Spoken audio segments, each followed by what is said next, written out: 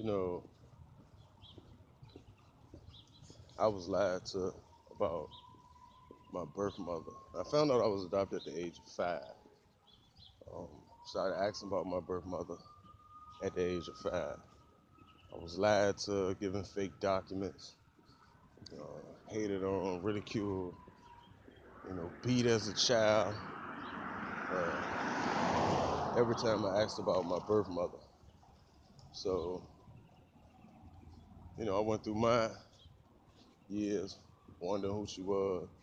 They kept telling me the adoption agency was closed and all this. That was traumatic. But in 1994, my daughter was born. So I have scoliosis. My daughter has scoliosis. And it was a hereditary trait uh, that was in my blood family. My daughter was born, she was diagnosed with scoliosis, and the trait came from a woman.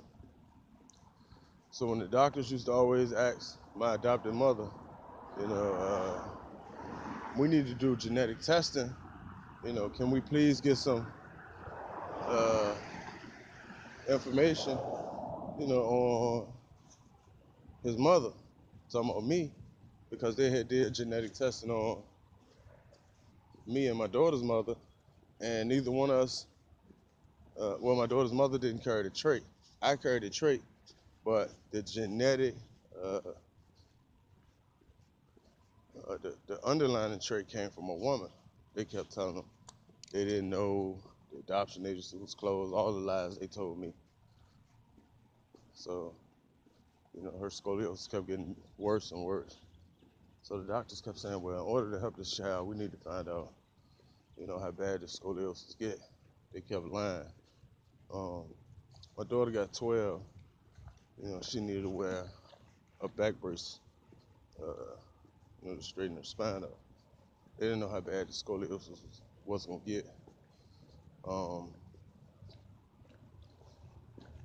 she wore that, girl was 12. She didn't want to wear a back brace. So by the time she was 13, it was getting worse and worse. So I asked my adopted parents, I said, would you allow my daughter to die, not to tell me, just not to tell me who I am and where I came from? They said yes. They said, but we don't have the information. Um, I knew they was lying because you can't adopt a child uh, legally in the United States without paperwork. So when my daughter got 15, her mother called me one day and said my daughter Imani had to have life-saving spine surgery. Her spine was growing so crooked that her rib cage was actually, your rib cage is designed to protect your internal organ. Her spine was growing so crooked, uh, her rib cage was actually suffocating her.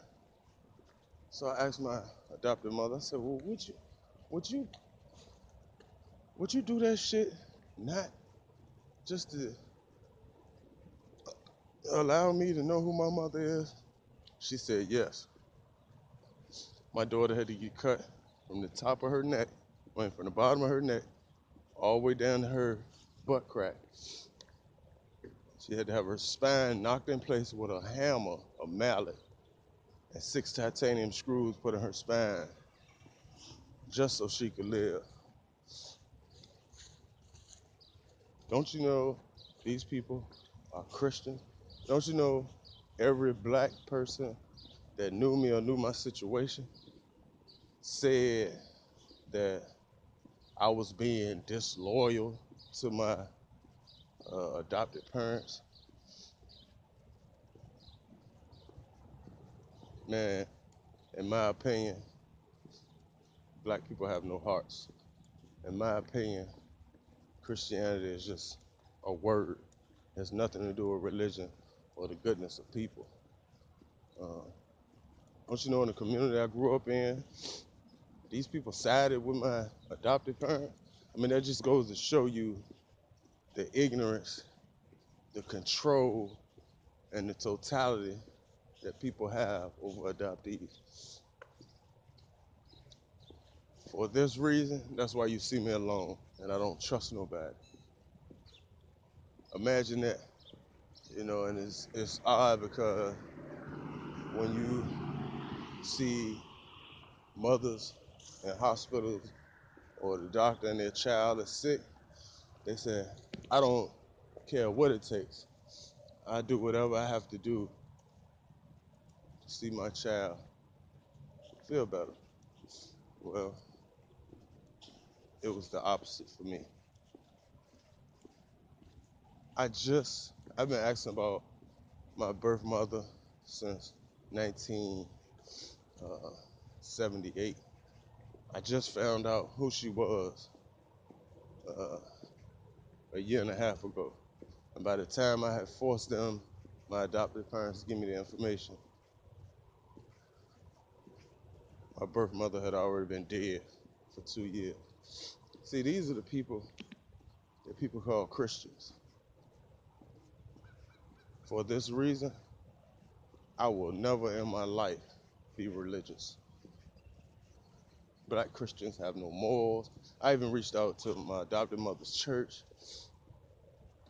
They didn't help. You know,